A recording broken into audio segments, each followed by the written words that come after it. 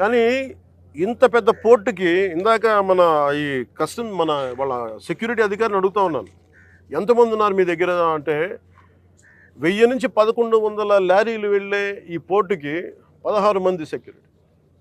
లారీకి ఎంతమంది ఉన్నారు మీరు అర్థం చేసుకోండి. అసలు విచిత్రంగా మనోహర్ గారు పట్టుకొని కేసులు పెట్టి అధికారులకి చెప్పినా కానీ, అటు పోలీస్ కానీ, రెవెన్యూ కానీ, సివిల్ సప్లైస్ కానీ యాక్షన్ చాలా నామమాత్రంగా తీసుకుంటా ఉన్నాను. నేను చాలా సందర్భాల్లో ఆయన అడుగుతూ ఉన్నాను, క్యాబినెట్ మీటింగ్స్లో అడిగాను ఏం జరుగుతుందని. నేను ఒకటే ఏం చెప్పానంటే, ఇందాక మన మనోహర్ గారికి వీళ్ళకి మనం ఏ యాక్షన్ కనుక మనం ముందుకు తీసుకెళ్ళకపోతే వీళ్ళు ఇన్ని మాటలు చెప్పి దీన్ని ఏమి ముందుకు తీసుకెళ్ళలేదేంటి అన్న అపవాదం మనందరి మీద ఉంటుంది. మన ఇంటెన్షన్ వేరు, జరుగుతుంది వేరు, మన యాక్షన్స్ దాని కాన్సిక్వెన్సెస్ సరిగ్గా వీళ్ళు సహకరించట్లేదు. ఇది ప్రజల దృష్టిలో పెట్టాలి. ఇది నిన్న ఢిల్లీ నుంచి వచ్చి అసలు యాక్చువల్లీ ఈరోజు నాకు ఈ ప్రోగ్రాం లేదు. నాకు ఈ రోజున నిన్న రాత్రి స్టెల్లా అనే షిప్లో ఇన్ని 100 టన్నులు పట్టుకున్నారు, పనామాకు సంబంధించిన స్టెల్లా అనే షిప్లో. అలాగే ఇక్కడ దాదాపు 1060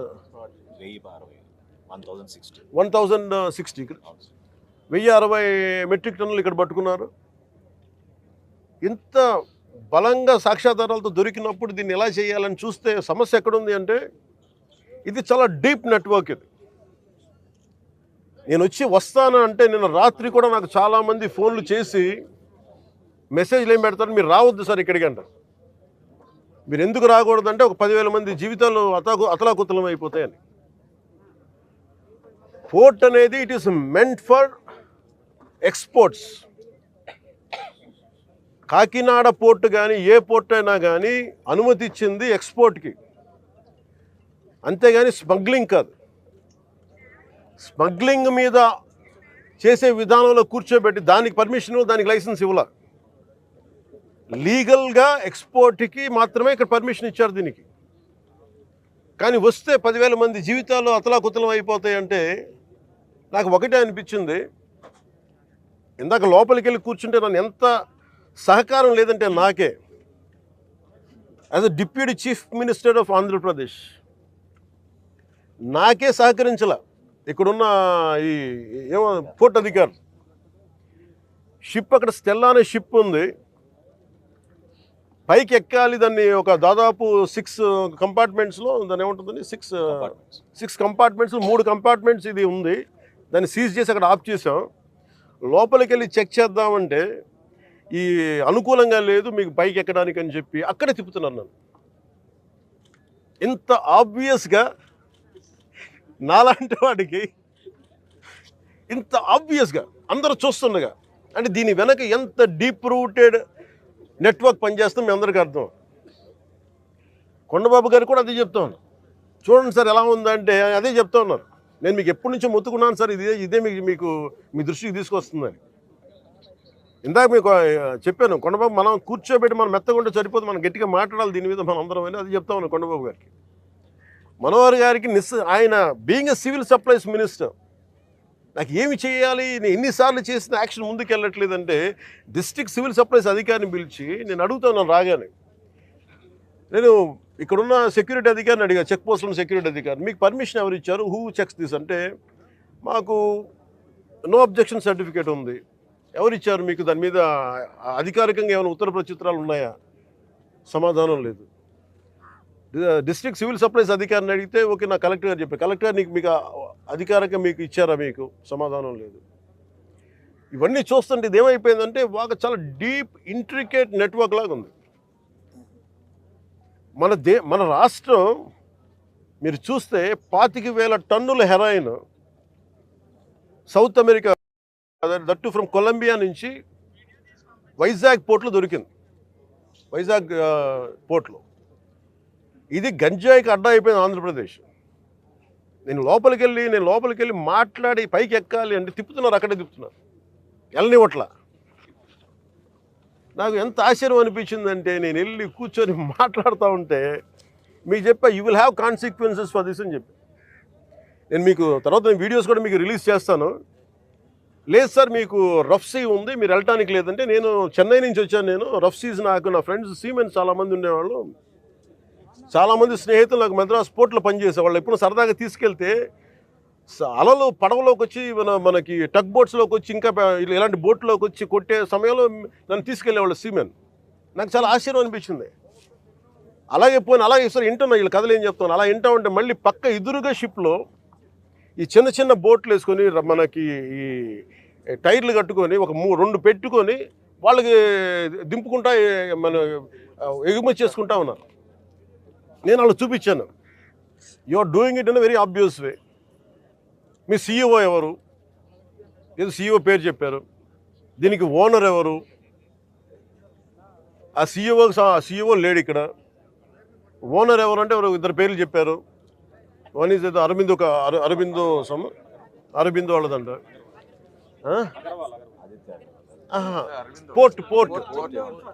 పోర్ట్ ఎవరి కంట్రోల్లో ఉంది? Purely it's not government, it's purely private control port. ఇది స్టేట్ కంట్రోల్ ఉన్న పోర్ట్. ఇది నాకు అనిపించింది ఇలా చూస్తే, లోపలికి వెళ్ళి చూస్తే మన హోప్ ఐలాండ్ చూస్తే అసలు ఏ విధంగా కట్టుదిట్టంగా లేదు. 975 కిలోమీటర్ కోస్ట్ లైన్ ఆంధ్రప్రదేశ్కి. India is going to be trillions of dollar, almost Modi గారు చెప్పిన $7 trillion ఎకానమీ ఉంది దీనికి భవిష్యత్తు. ప్రపంచ దేశాలు మనల్ని ఎదగనిస్తాయా లేదా, మన బలహీనతలు ఏంటని చూస్తారు. ఆంధ్రప్రదేశ్ కోస్ట్ లైన్ మనకి ఎంత బలమో అది మనకంత బలహీనత కూడా. ఎందుకు చెప్తున్నాను ఈ మాట అంటే, వైజాగ్కి పాకిస్తాన్ నుంచి వచ్చిన ఆ యుద్ధ సమయంలో మీకు గజనీ సబ్మెరీన్ చూడొచ్చు. నేను చెప్పాను ఈ రోజున మీకు ఇది పీడిఎస్, ఈ పబ్లిక్ డిస్ట్రిబ్యూషన్ రైస్ తాగదు స్మగ్లర్లు చేసేది. ఆర్డిఎక్స్లు ఇంపోర్ట్ చేసుకోవచ్చు. ఓఎన్జీసీ ఇలాంటి గ్యాస్ నిక్షేపాలు ఉన్న చాలా కీలకమైన ఇన్స్టిట్యూట్ మనకి వ్యవస్థలు సంస్థలు ఉన్నాయి ఇక్కడ. ఒక 100 కిలోల ఆర్డిఎక్స్ని తెచ్చేసుకుని ఎవరు చూసేవాళ్ళు ఎవరు లేడు, నాదుడు లేడు. It is not just about public distribution సంబంధించిన రైస్ సంబంధించిన ఒక్కటిదే కాదు ఇది. సో మ్యారిటైమ్ సెక్యూరిటీ ఇష్యూస్ కూడా ఉన్నాయి దీనికి. మ్యారిటైమ్ సెక్యూరిటీ ఎక్కడ ఉంది? మ్యారిటైమ్ పోలీసింగ్ ఎక్కడ ఉంది? ఈ పోర్ట్ ఫ్రీ ఫర్ ఆల్ అయిపోయింది. ఉగ్రవాదులు కసాబ్ లాంటి వాడు ఎలా వచ్చాడు? ఎక్కడ మనకి కరాచీ నుంచి బోట్లో వచ్చి కాల్ చేశాడు. ఇండియాకి చాలా వల్నరబుల్ పాయింట్ అయిపోయింది మన దగ్గరికి వచ్చి ఉగ్రవాదులు వచ్చి రావడానికి. ఇది కేవలం నేను ఒక పీడిఎఫ్ మన ఈ పబ్లిక్ డిస్ట్రిబ్యూషన్ సిస్టమ్ రైస్ సంబంధించి ఒకటే నేను మాట్లాడలేదు. వెరీ వల్నరబుల్ ఈ పోర్ట్ ఇది. ఎవరు దీన్ని పట్టించుకునే ఇది లేదు. ఎస్పీ గారికి నేను వెరీ బిగినింగ్ రోజున చెప్పాను. ఎస్పీ గారికి నేనే స్వయంగా పిలిచి చెప్పా, ఇది వల్నరబుల్గా ఉంది ఈ port, please focus on it అంటే ఇప్పుడు దాకా రిపోర్ట్ లేదు నాకు. ఇంకా కలెక్టర్ గారు ఇంకొంచెం ఇనిషియేటివ్ తీసుకొని చేయబట్టి మా మనోహర్ గారు, కొండబాబు గారు వీళ్ళందరూ కూర్చొని ఒక టీం లాగా పనిచేసి ఈ రోజు నేను పట్టుకోగలిగారు. మనకి మన సుధీర్ గారు కూడా సివిల్ సప్లైస్ చైర్మన్, ఆయన కూడా మీరు ఎంత పట్టుకున్నారండి నిన్న? ఇప్పుడు ఇది సమస్య ఎక్కడ ఉందంటే, first public distribution system rice నిజంగా కాకినాడ పోర్టుని పరిశీలించారు, ఇన్స్పెక్ట్ చేశారు. రఫ్ సీగా ఉన్నా కూడా సీలోకి వెళ్ళారు. అక్కడ కొన్ని షిప్పుల్ని పరిశీలన చేసి ఒక షిప్ను పట్టుకున్నారు. అది పీడిఎస్ రైసు సౌత్ ఆఫ్రికాకి ఎక్స్పోర్ట్ చేస్తున్నటువంటిదిగా ఆయన గుర్తించాడు. దాన్ని సీజ్ చేయమని అధికారులను ఆదేశించారు. దీనిలో అర్థమవుతుంది ఏమిటంటే, కూటమి ప్రభుత్వం వచ్చి 6 మాసాలు అవుతున్నా యథేచ్ఛగా పీడిఎస్ రైస్ కాకినాడ నుంచి సరఫరా అవుతున్నాయి ఇతర దేశాలకి అని. వైఎస్ఆర్ కాంగ్రెస్ పార్టీ అధికారంలో ఉన్నప్పుడు కాకినాడ ఎమ్మెల్యేగా ఉన్న చంద్రశేఖర్ రెడ్డి గారే దీని అన్నిటికీ కారణమని, ఆయనే ఈ ఎక్స్పోర్ట్ మాఫియాకి లీడర్ అని మీరు ప్రచారం చేశారు, తెలుగుదేశం వారు ప్రచారం చేశారు. ఆయన ఇప్పుడు అధికారంలో లేరు, వైఎస్ఆర్ కాంగ్రెస్ పార్టీ అధికారంలో లేదు, మీరు అధికారంలో ఉన్నారు. కాకినాడ రూరల్ ఎమ్మెల్యే మీ వారే, కాకినాడ ఎమ్మెల్యే మీ వారే. అయినా ఎందుకు జరుగుతుంది ఇదంతా? ఎందుకు ఎక్స్పోర్ట్ జరుగుతుంది? దీన్ని బట్టి మీకు అర్థమవుతుంది ఏంటి? ఈ ప్రభుత్వం పీడిఎస్ రైస్ని అరికట్టడంలో పూర్తిగా విఫలమైంది అనేది మీరే చెప్పారు, మేం చెప్పలా. ఇక్కడ కాదు, కాకినాడ వెళ్ళి మీరు చెప్పారు. కొన్ని ఆశ్చర్యకరమైనటువంటి అంశాలను కూడా మీరు కోట్ చేశారు. నేను కాకినాడ పోర్టును సందర్శించడానికి, ఇన్స్పెక్ట్ చేయడానికి వస్తుంటే సీపోర్టు వాళ్ళు కోఆపరేట్ చేయటం లేదు, పోలీసు యంత్రాంగము కోఆపరేట్ చేయటం లేదు, అదేవిధంగా పౌర సరఫరాల శాఖ అధికారులు నాకు కోఆపరేట్ చేయట్లేదు, రావద్దు అని చెబుతున్నారు, మెత్తగా వాయిదా వేసుకునే పరిస్థితి చేస్తున్నారు. అయినా తెగించి నేను ఇవాళ వచ్చాను అంటే ఏంటి దీని అర్థం? మీ అధికారులు మీకు సహకరించడం లేదు, అంతే కదా. ఎందుకు సహకరించట్లేదు వాళ్ళు? మీ అధికారులే దీనిలో కుమ్మక్కైపోయారని అర్థం. అధికారులు ఒక్కరే కుమ్మక్కైపోయారా? కాదు. ఈ రాష్ట్రంలో నేను మీకు సవినయంగా మనవి చేస్తున్నాను, డిప్యూటీ సీఎం గారు, ఈ రాష్ట్రంలో ఉన్నటువంటి కూటమ శాసనసభ్యుల్లో 168 మందిలో ఒక 10% 15% మినహా అందరూ కూడా పీడిఎస్ రైస్ దగ్గర డబ్బులు దండుకుంటున్నారు, మామూలు తీసుకుంటున్నారు. మామూలు తీసుకుని తమ తమ నియోజకవర్గాల్లో ఆ రైస్ని బస్తాల్లోకి ఎత్తి కాకినాడ పంపిస్తున్నారు. కాకినాడలో మీ నాయకులే రిసీవ్ చేసుకుంటున్నారు, వాళ్ళు డబ్బులు వాళ్ళు తీసుకుంటున్నారు. ఇవన్నీ కూడా పోర్టులోకి వెళ్ళి షిప్పుల్లోకి ఎక్కించి ఇతర దేశాలకు రవాణా చేస్తున్నారు. ఈ ముఠా అంతా కూడా మీరే, మీ చుట్టుపక్కల ఉన్న వాళ్ళే. అక్కడ దాకా ఎందుకు?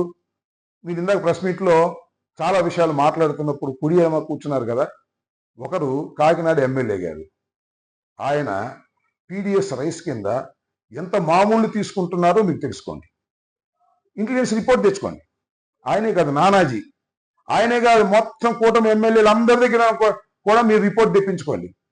దానిలో చాలా తేడా తెల్లవిగా అర్థమవుతాయి. ఈ పక్కన మీ పౌర సరఫరాల శాఖ మంత్రి గారు ఉన్నారు కదా, ఆయన తెలియకోవడం జరుగుతుందా? ఆయన చాలా మిల్లు మీద దాడి చేశారు, చాలా చోట్ల సీజ్ చేసినట్టుగా పత్రికలు వచ్చాయి, కానీ ఎక్కడా కూడా ఆగనటువంటి పరిస్థితి కనిపిస్తా ఉన్నది. ఆయన కూడా దీనిలో పెద్ద వాటాదారుడు అనే విషయం మీకు తెలుసో తెలీదో నాకు తెలియదు. తెలిసి కూడా తెలియనట్టు నటిస్తున్నారా, లేక తెలుసా అనేది ఆ భగవంతుడికే తెలియాలి, ప్రజలకే తెలియాలని కూడా ఈ సందర్భంగా నేను చెప్పదలుచుకున్నా. గౌరవ ఉప ముఖ్యమంత్రి గారి కాకినాడ పోర్టు సందర్భంగా ఆయన పర్యటనలో భాగంగా ఎన్నో ఆసక్తికరమైన విషయాలు, అదేవిధంగా ఒక స్మగ్లింగ్ మాఫియా ఏ విధంగా గత 5 సంవత్సరాల్లో రాష్ట్రంలో స్వప్రయోజనాల కోసం చివరికి దేశ భద్రతను కూడా పక్కన పెట్టి ఏ విధంగా చలాయించారో వాటిని ఎక్స్పోజ్ చేయడం ఆ పర్యటన సందర్భంగా జరిగింది. దీని నేపథ్యం మీ అందరికీ తెలిసిన విషయమే. ఆంధ్రప్రదేశ్లో ఈ రోజున 1,48,00,000 రేషన్ కార్డులకి పబ్లిక్ డిస్ట్రిబ్యూషన్ సిస్టమ్ ద్వారా సుమారు 12,800 కోట్ల రూపాయలతోటి బియ్యంని మనం అందిస్తున్నాం. కేంద్ర ప్రభుత్వం, రాష్ట్ర ప్రభుత్వం ఒక బాధ్యత తీసుకుని రాష్ట్ర వ్యాప్తంగా ఆహార ధాన్యాలు అందించాల్సిన ఒక బాధ్యత ప్రభుత్వం పైన ఉంటుంది. కాబట్టి ఈ కార్యక్రమాన్ని ప్రజల కోసం అంకిత భావంతో తీసుకెళ్ళడానికి చేస్తున్న ఈ ప్రయత్నం, కూటమి ప్రభుత్వం ఏర్పడిన తర్వాత ఒక మంత్రిగా నేను బాధ్యత తీసుకున్న మొదటి రోజే మొట్టమొదటి తనిఖీ నేను చేసింది మా తెనాలి నియోజకవర్గంలో పౌర సరఫరాల శాఖ యొక్క గోడౌన్ని, దాన్ని మండల్ లెవెల్ స్టాకింగ్ పాయింట్ అంటారు. అది అయిన తర్వాత ఇక్కడ విజయవాడ సమీపంలో ఉన్న గొల్లపూడి మండల్ స్టాకింగ్ పాయింట్లో కూడా నేను తనిఖీలు చేశాను. అనేక అవకతవకలు, కొలతల్లో తేడా ఇవన్నీ గుర్తించి ఈ సమస్య కోసం లోతుగా మనం అధ్యయనం చేసుకోవాలనే ఉద్దేశంతో కొంచెం కసరత్తు చేసి జూన్ 28వ తారీఖున కాకినాడలో 13 గోడౌన్స్లో తనిఖీలు చేయడం జరిగింది. ఈ 13 గోడౌన్స్లో ఆ రోజు జరిగిన తనిఖీల్లో 51,427 మెట్రిక్ టన్స్ బియ్యాన్ని ఆ రోజు సీజ్ చేయడం జరిగింది. ఆ 51,427 మెట్రిక్ టన్స్లో పరీక్షల తర్వాత 25,386 మెట్రిక్ టన్స్ పీడిఎస్ రైస్గా నిర్ధారించడం జరిగింది. ఇది ఎట్టి పరిస్థితుల్లో అరికట్టాలి, మార్పు తీసుకురావాలనే ఉద్దేశంతో అక్కడ స్థానికంగా ఉన్న అధికారులతోటి కలెక్టర్ గారి ఆధ్వర్యంలో కమిటీ వేసి జిల్లా ఎస్పీ గారిని అప్రమత్తం చేసి ముందు ఈ 13 కంపెనీల పైన కూడా ఎసెన్షియల్ కమోడిటీస్ యాక్ట్ కింద మా పరిధిలో ఉన్న కేసులే కాకుండా క్రిమినల్ కేసెస్ కూడా నమోదు చేయమని ఆ రోజున ఆదేశాలు జారీ చేయడం జరిగింది. ఈ 13 కంపెనీస్ కూడా గౌరవ హైకోర్టుని ఆశ్రయించి బియ్యం రిలీజ్ చేయమని కోరగా గౌరవ హైకోర్టు గారి ఆదేశాల మేరకు నాన్ పీడిఎస్ రైస్ని ముందు రిలీజ్ చేసి ఏదైతే పీడిఎస్ రైస్ ఉందో దానికి ఎట్టి పరిస్థితుల్లో కూడా బ్యాంక్ గ్యారంటీ ₹43.30 పర్ కిలో చొప్పున కట్టించుకుని 84 కోట్ల రూపాయల బ్యాంక్ గ్యారంటీ తీసుకున్న తర్వాత ఆ రైస్ కూడా రిలీజ్ చేయడం జరిగింది. అందరికీ అర్థం అవ్వాల్సిన విషయం ఏంటంటే ఎందుకు కాకినాడ పోర్టు పైన మనం దృష్టి సారించాం, ఎందుకు పదే పదే కాకినాడ పోర్టు గురించి ఈ రైస్ స్మగ్లింగ్ గురించి ఎందుకు ఈ విధంగా మనం ఆందోళన చెందుతున్నాం. ఎందుకంటే మీడియా మిత్రులు కూడా మీ అందరు తెలుసు, స్థానికంగా ఉన్న కాకినాడలో కూడా చాలామందికి తెలుసు, 5 సంవత్సరాల్లో ఎవరిని కూడా లోపలికి ప్రవేశించలేదు, అనుమతించలేదు, అసలు అవకాశమే లేదు.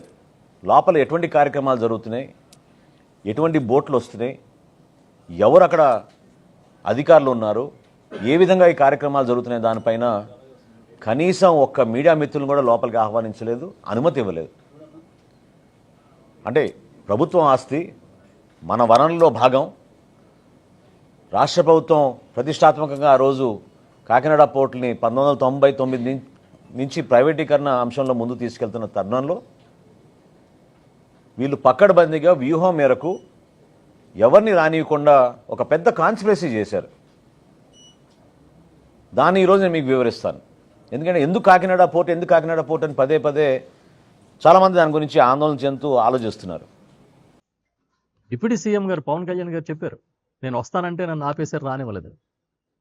ఇంకొక విషయం కూడా చెప్పారు, నేను షిప్లోకి వెళ్తానంటే నన్ను వెళ్ళనివ్వట్లేదు అని. ఆయన ఏం ప్రతిపక్షంలో లేరు.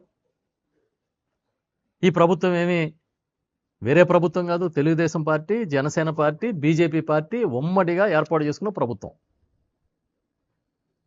ఒక డిప్యూటీ సీఎంని 6 నెలల నుంచి ఆపింది ఎవరు? షిప్లోకి వెళ్తానంటే అనుమతి ఇవ్వనిది ఎవరు? న్యాచురల్గా ఒక డిప్యూటీ సీఎంని ఆపాలంటే అంతకన్నా పై స్థాయి వాళ్ళే కదా ఆపాలి, కింద స్థాయి వాళ్ళు అయితే ఆపలేరు.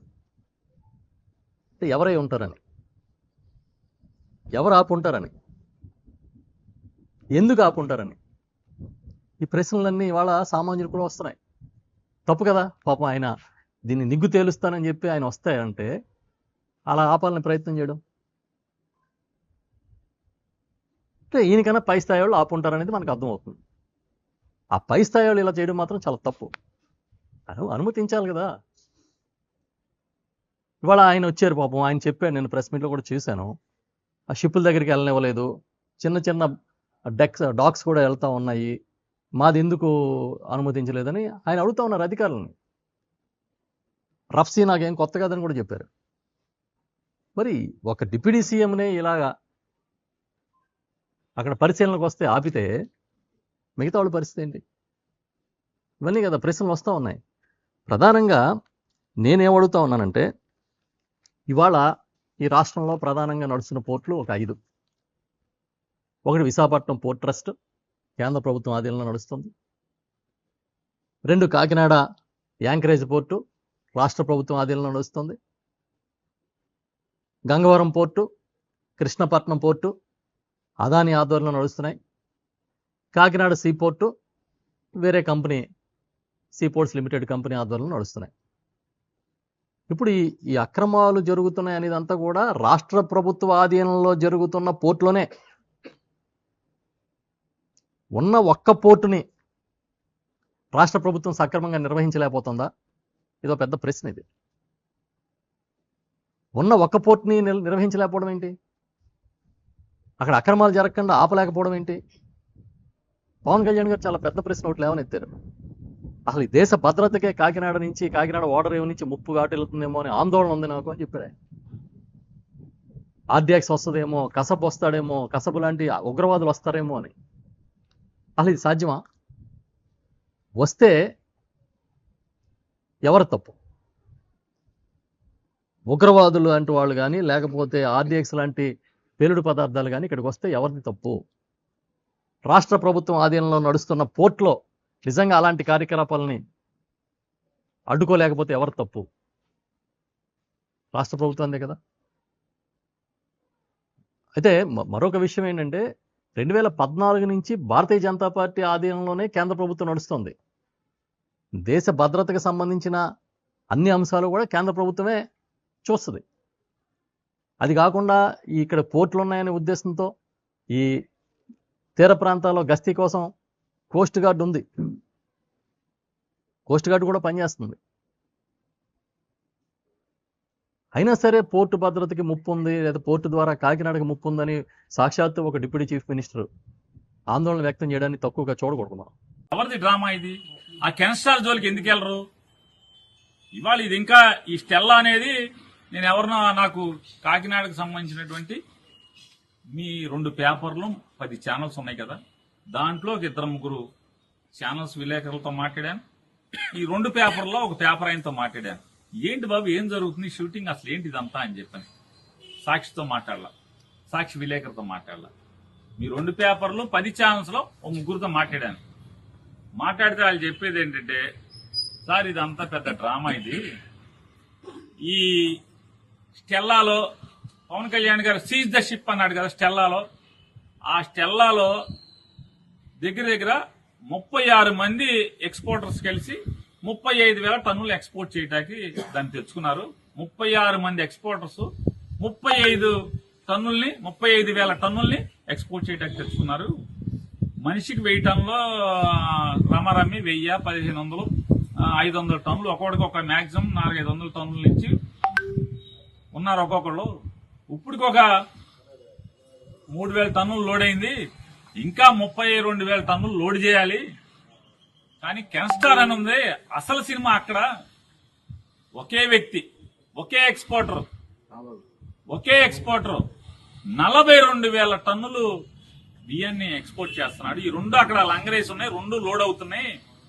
ఆ కెన్స్టార్ కి మాత్రం వెళ్ళరు. ఈయన కెన్స్టార్ కి ఎందుకు వెళ్ళరంటే, ఆయన సీను అని చెప్పని సాక్షాత్తు ఆంధ్రప్రదేశ్ రాష్ట్ర ఆర్థిక శాఖ మంత్రి వియ్యంకుడు కోడలు తండ్రి వేల్పూరు సీను ఏదో అంతా నాకు వాళ్ళే చెప్పారు. ఆ పేర్లన్నీ కూడా తగిలింది నాకు. వేల్పూరు సీను ఈ రాష్ట్ర ఆర్థిక శాఖ మంత్రికి వియ్యంకుడు. అతను ఒక్కడే 42,000 టన్నులు ఒకే షిప్ మొత్తం ఇది 35,000, 36 మంది 35,000 టన్నులు 36 మంది లోడ్ చేసి బయటకు ఎక్స్పోర్ట్ చేస్తున్నారు. నైజీరియానే అక్కడికి వెళ్తుందంట ఆ వేల్పూర్ సీనుది. ఆ వేల్పూర్ సీను ఒక్కడే 42,000 టన్నులు ఎక్స్పోర్ట్ చేస్తున్నాడు. దాంట్లో ఉండవా? దాంట్లో లేవా అంటున్నా. దాంట్లో దొంగ బియ్యం లేవా? పిడిఎస్ బియ్యం లేవా? దాంట్లో చూసారా? చూడరా? వేల్పూర్ సీను అయితే మన కళ్ళకి గంతలు కట్టేసుకుంటారా? అంటే గుర్రానికి కళ్ళకి గంతలు కడతారు, రోడ్డు వెంబటి వెళ్ళాలి, అటు ఇటు చూడకూడదని. అట్లా చంద్రబాబు నాయుడు గారు ఏమన్నా గంతలు కట్టాడా? అసలు మిమ్మల్ని షిప్లోకి పర్మిషన్ ఇవ్వకుండా ఆపిన వాళ్ళు ఎవరు? పర్మిషన్ ఇవ్వకుండా ఉన్నది 2, అంటే పర్మిషన్ ఇచ్చేది 2. ఆ 2 మీతో బోట్లో ఉన్నారు. మరి ఎందుకని పర్మిషన్ ఇవ్వలేదు? వాళ్ళ మీద చర్య అంటే మరి ప్రభుత్వం ఎంక్వైరీ చేయాలి కదా. ఈ రాష్ట్రానికి ఉప ముఖ్యమంత్రి తర్వాత ముఖ్యమంత్రి రానని పర్మిషన్ ఇవ్వకుండా జిల్లా కలెక్టర్నేమో పర్మిషన్ ఇచ్చి పంపిస్తారా? ఈయనేమో పర్మిషన్ ఇవ్వకుండా ఆపేస్తారా? అంటే కరేపాకు లాగా ఎలక్షన్లు వాడుకుని వదిలేస్తారా? ఏంటిదంతా ఈ తంతు?